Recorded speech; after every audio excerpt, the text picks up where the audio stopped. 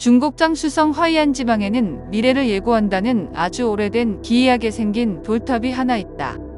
무려 600년 전 명나라 시대에 만들어진 이 기이한 돌탑은 아직도 이곳 마을 사람들에게 신과 같은 존재로 여겨지며 큰어른이라 불리우는데, 이곳의 마을 사람들은 매년 춘절 기간 동안 이 신비한 돌탑에 정성껏 제를 올리며 마을과 나라의 평안을 기원한다. 높이 6m 정도의 이 거대한 돌탑은 명나라 시대 어느 무명 승려가 홀로 쌓아 올렸다고 알려져 있는데, 거대한 돌들을 견고하게 쌓아 올린 이 탑은 수백 년이 지난 지금까지도 명나라 시대 돌탑의 원형을 잘 유지하고 있다. 그런데 마을의 수호신 역할을 하며 마을의 큰어른이라고 불리는 이 소중한 돌탑은 멸망을 경고하는 돌탑이라고도 불리우는데, 여기에는 아주 오래전부터 내려오는 기이한 사연이 있다. 중국 명나라 초기 태조 주원장의 26번째 아들이자 지방의 번왕이었던 주체는 당시 조카이자 황제였던 건문제에 반발하여 1399년 반란을 일으킨다. 그는 3년간의 치열한 전쟁 끝에 1402년 7월 난징을 함락시키면서 황제의 자리에 오르게 되는데, 그가 바로 명나라의 기틀을 닦고 전성기를 이끈 것으로 평가되는 명나라 제3대 황제 영락제이다. 이 당시 남경에 입성한 영락제의 군사들은 사흘 동안 궁궐 안에 수천 명의 신하들을 모조리 죽였으며, 끝까지 건문제에 충성하며 그와 함께 영락제 제거에 앞장섰던 제태와 황자징에게는 사지를 찢어버리는 형벌을 내렸다고 전해진다. 그러나 당시 영락제 일행이 성안에 도착했을 때 정작 영락제의 진짜 목표였던 건문제는 온데간데 사라지고 없었다고 전해지는데, 일부에서는 건문제가 남경이 함락될 당시 일어난 화재로 인해 불에 타 죽었거나 양자강에 투신했다는 말이 있었지만, 그의 시체는 끝내 찾지 못했다고 알려져 있다. 그런데 이상하게도 중국의 역사서에는 남경이 함락되고 건문제가 사라진 뒤부터 중국 각지에서 가뭄이 들기 시작했다고 전해지는데, 특히 중국의 절강성과 장쑤성 지방에는 몇 년째 기록적인 기근이 이어졌다고 기록되어 있으며, 당시 그곳의 백성들은 이러한 현상이 영락제가 행했던 잔악한 학살로 인해 땅의 기운이 다했기 때문이라 여겼다고 한다. 그러던 1408년 어느 젊은 승려가 지금의 장쑤성 화이안의 한 마을을 지나던 중 뜨거운 날씨와 기근으로 굶어 죽어가는 백성들과 피폐해진 마을의 처참한 모습을 목격하게 되는데, 그는 그곳에서 만난 한 가난한 부부의 정성에 감복해 피폐해진 마을의 회복을 빌기 위해 마을에 머물며 밤낮으로 돌을 날르고 돌탑을 쌓은 것으로 전해진다.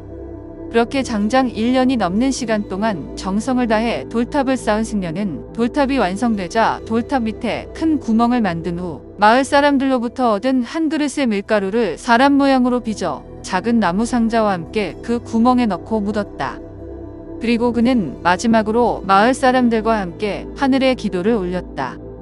승려와 마을 사람들이 진심을 다해 기도를 올리자 그날 오후부터 하늘에서 보슬비가 내리기 시작했는데, 이 조용한 보슬비는 한 달이 넘게 이어져 마을의 호수와 우물의 물을 가득히 채웠으며, 땅과 나무들은 물기를 가득 머금어 원래의 기운을 회복했다. 그리고 그 후부터 마을에는 매년 풍년이 들고 백사슴과 길조들이 찾아왔다고 전해진다. 그런데 승려는 마을을 떠나기 전 마을 사람들에게 기이한 당부의 말을 전했는데, 그 내용은 다음과 같다.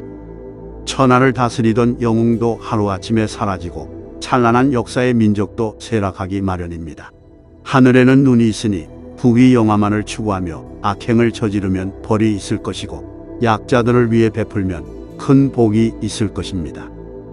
이 미천한 승려 따위가 하늘의 기운을 완전히 바꿀 수는 없지만, 이 돌탑은 마을의 생기누설을 방지하고 외부의 악기를 막아줄 것이니 이 돌탑을 소중히 여기며 잘 보존하시기 바랍니다.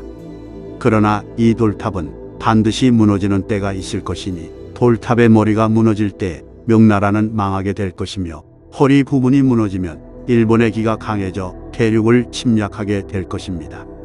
이때에는 중국과 조선이 힘든 역사를 겪게 될 것이며, 일본에게 전국토가 유린당하는 수모를 겪게 될 것입니다. 실제로 기록에 따르면 1644년 1월 이 돌탑에 벼락이 내리쳐 돌탑의 윗부분이 무너지는 사건이 발생했는데, 신기하게도 그해 4월 이자성이 이끄는 농민 반란군이 북경으로 들이닥쳤으며, 이를 피해 달아나던 명나라 황제 숭정제가 궁궐 뒤편의 외이산 별궁에서 자결하며 명나라는 막을 내리게 된다.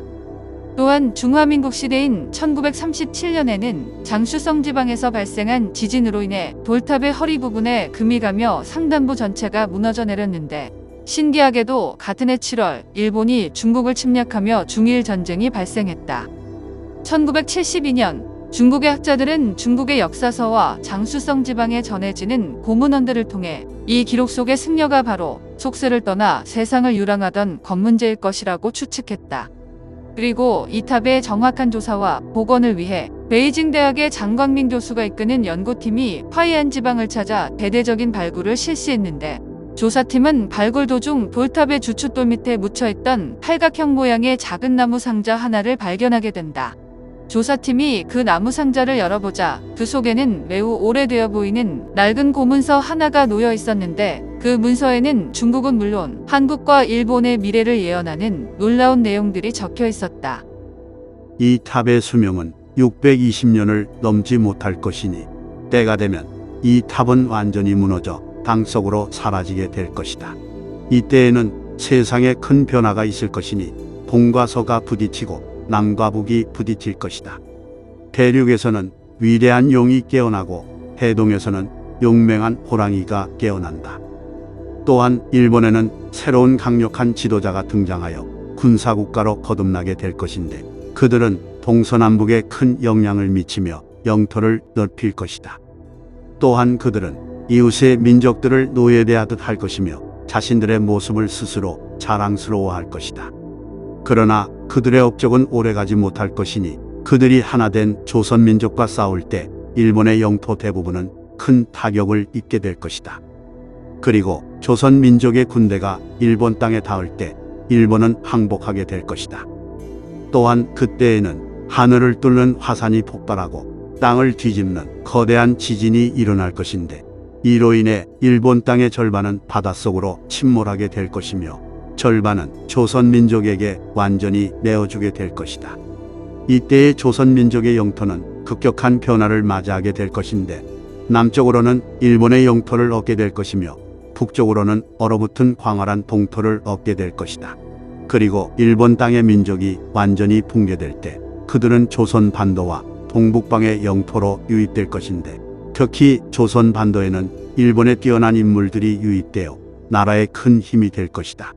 그리고 강인한 조선의 민족은 조선 반도를 중심으로 그들과 함께 평화의 세상을 열 것인데, 그곳에는 새롭고 위대한 도시가 탄생하게 될 것이며 이 도시는 영원한 도시라 불리게 될 것이다. 세상의 모든 민족들이 조선에 세워진 이 영원한 도시로 가기 위해 줄을 설 것이며, 조선은 화려한 축제의 나라가 될 것이니 최후에는 그들이 축배의 잔을 받으리라. 이처럼 미스터리한 화이안 돌탑의 예언은 아직도 장쑤성 지방에서 많은 이들에게 전해지고 있다.